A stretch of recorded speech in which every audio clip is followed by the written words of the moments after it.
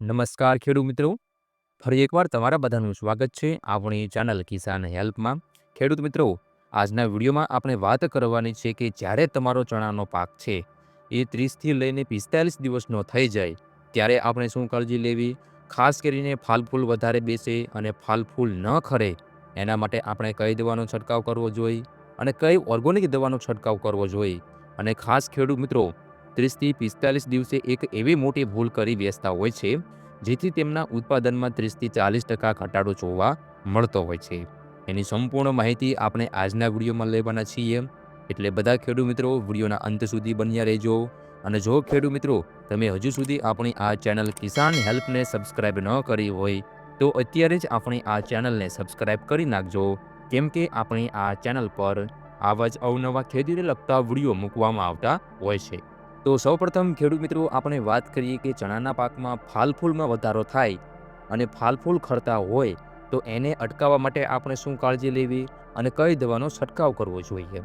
તો એની આપણે વાત કરીએ તો એલસીજી કંપનીનું ફ્લાવરિંગ સ્પેશિયલ બૂમ બૂમ આવે છે, જે ખેડૂત મિત્રો ચણામાં આવતો સુકારો અટકાવશે, ફૂલ ભમરી ખરતી અટકાવશે, ફાલફૂલમાં મોટો વધારો લાવશે, દાણાનો વજન વધારશે, મોટી સાઇઝના અને એક સરખા દાણા તૈયાર કરશે અને ખાસ કરીને આ ચણાના પાકમાં ફાલફૂલમાં વધારો કરવા માટે ખૂબ જ ઉપયોગી સાબિત થાય છે। ખેડૂત મિત્રો, પ્રતિ પંપમાં આપણે 10થી 12 ml આ દવાનો ઉપયોગ કરવાનો છે। જો ખેડૂત મિત્રો તમારી પણ આ એલસીજી કંપનીનું ફ્લાવરિંગ સ્પેશિયલ બૂમ બૂમ દવાની ખરીદી કરવી હોય તો એલસીજી કંપનીના નજીકના ડીલરનો તમે સંપર્ક કરી શકો છો, અથવા તો જે સ્ક્રીન ઉપર નંબર આવે છે તેનો તમે સંપર્ક કરીને આ દવાની ખરીદી કરી શકો છો।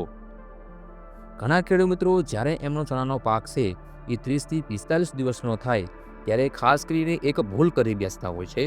ઘણા ખેડૂત મિત્રો એવું માનતા હોય છે કે ચણાને ફૂલ અવસ્થાએ પાણી આપીએ તો ફાયદો થાય, નહીંતર ચણાને ફૂલ અવસ્થાએ પાણી ન આપીએ તો ઉત્પાદન ન મળે।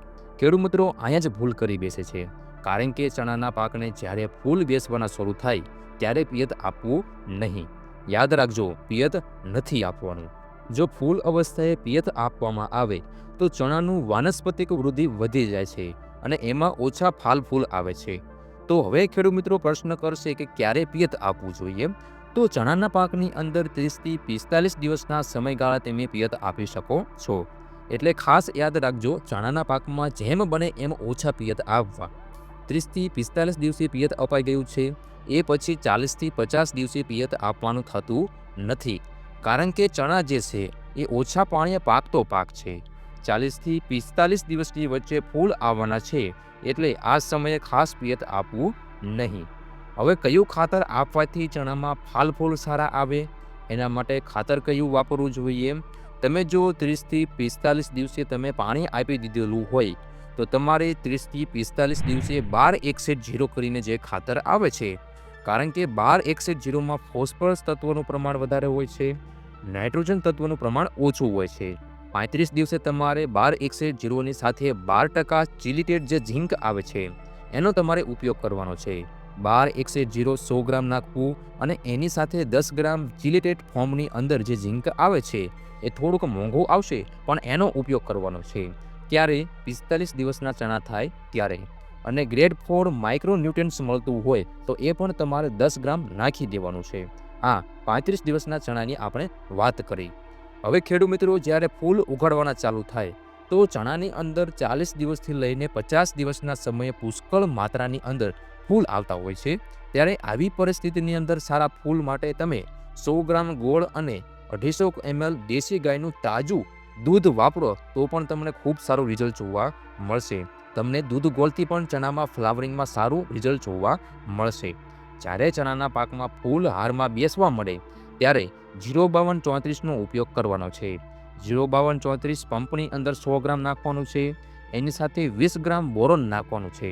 આના તમને પણ સારા રિઝલ્ટ જોવા મળશે।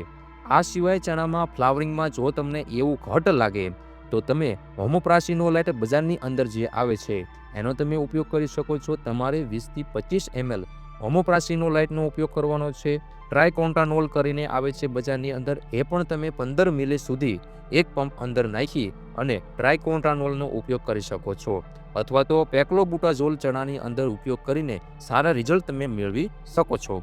એટલે ચણાના પાકમાં સારો ફૂલ માટે તમારે દૂધ ગોળનો ઉપયોગ કરી શકો છો. એની સાથે સાથે 05234 બોરોનનો ઉપયોગ કરી શકો. 20 ગ્રામ બોરોન છે, 100 ગ્રામ 05234 છે.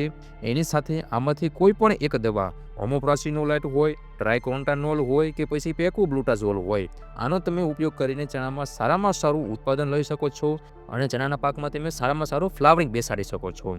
તો ખેડૂત મિત્રો, ચણાની અંદર ફાલફૂલ અવસ્થા માટે વિડીયોમાં આપણે જે કહ્યું એ પ્રમાણેની તમે જો કાળજી લેશો તો તમને ખૂબ સારામાં સારું રિઝલ્ટ જોવા મળશે અને અંતે તમને ઉત્પાદનમાં પણ ખૂબ સારો વધારો જોવા મળશે. જો ખેડૂત મિત્રો તમને વિડીયોમાં આપવામાં આવેલી માહિતી ઉપયોગી લાગી હોય, સારી લાગી હોય તો વિડીયોને એક લાઇક કરી દેજો. સાથે સાથે અન્ય ખેડૂત મિત્રોને આ વિડીયો શેર કરવાનું ભૂલતા નહીં અને અન્ય કોઈ પણ પાકને લગતા કોઈ પણ પ્રશ્ન હોય તો જરૂરથી તમે અમને વિડીયોમાં કોમેન્ટ કરવાનું ભૂલતા નહીં. હવે ખેડૂત મિત્રો, આપણે એક નવા વિડીયોમાં નવી માહિતી લઈને મળીશું. ત્યાં સુધી તમારા બધાનો ખૂબ ખૂબ આભાર. જય જવાન, જય કિસાન.